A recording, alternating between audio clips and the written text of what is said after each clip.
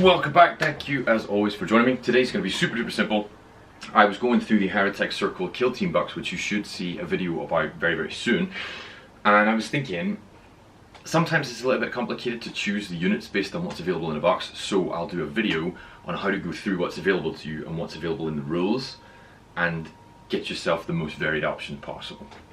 So this is really straightforward, really simple. If you have any confusion over how to do or go through the method that I provide, stick it down in the comments and I'll try and explain it to you, because it is not complicated, but it's just a little bit awkward. But ideally what I want you to be able to do with this video is go through a roster on a rulebook or a roster on Wahapedia or whatever it happens to be, and go through the instruction manual for a kill team box and get the most out of what you've got there in order to provide the most varied or most effective kill team possible, basically, of the box that you've got. So I'm just going to quickly go through my method, break it down into little bits and pieces, show you how I do it with a pen and paper and with a little bit of help from the internet as well, and I hope that you'll find that really handy. The first thing I tend to do whenever I'm trying to determine what I need in my kill team is go to wahapedia.com, because I don't tend to mess about with too many of the books and stuff that are available. But if you select your kill team from the drop down, the one that you want to build, or the one that you've bought the box for, you can generally get a list of all that's allowed in your team, which gives you the first list of things you want. Then you're going to go through the list of different units that are available, and you're going to compare different ones that you might have multiple sort of iterations of within your box. So just get a familiarity with their weapons, what kind of stuff you would prefer to have in your team if you have to make sacrifices.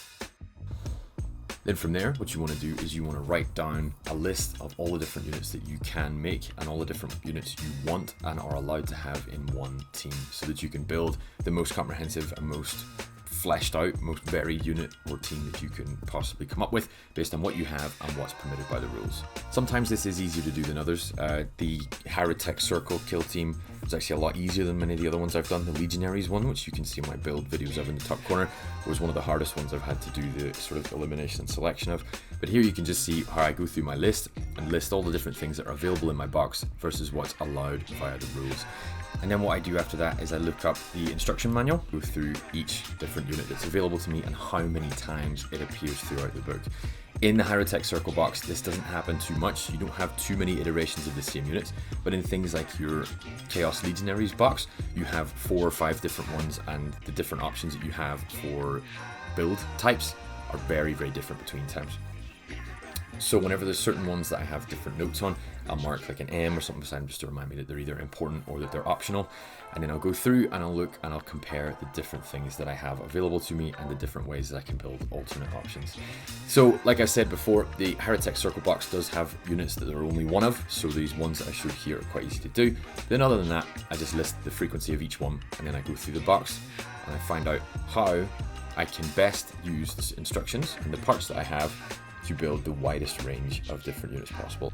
Using a tally list for each of the different units and how often they appear in the book lets me see just how many of them are available to me, which in turn allows me to go through the instruction manual and see if I wanted one of each or one of as many variations or variants as I can, which are the ones I need to select as certain variants in the first place. Hopefully that makes sense. So if I have 3 available options of variants of one type of unit and only one of another, but in a certain part of the instruction manual they cross over, meaning that the same unit or the same instruction variant can produce 2 different types of unit, I'm going to try and select the one that there's only one of first and choose one of the other 2 for the first unit to make sure it gets made as well. So hopefully that makes sense. If there's 3 available of one but it crosses over with another that there's only one of, I'll choose the one that there's one of so that the other 2 of the original one can be selected elsewhere in the instruction manual. And I really do literally determine this by circling the units I want to build and Xing out the ones that I don't want, or highlighting different things or different weapons that I think will suit my team better. And rather than just choosing and building the different options, here's my full roster from one box of Chaos Legionaries to show the full range of different models I was able to build just by going through and eliminating what I don't need and choosing what I would like to have and what I'm allowed to have. So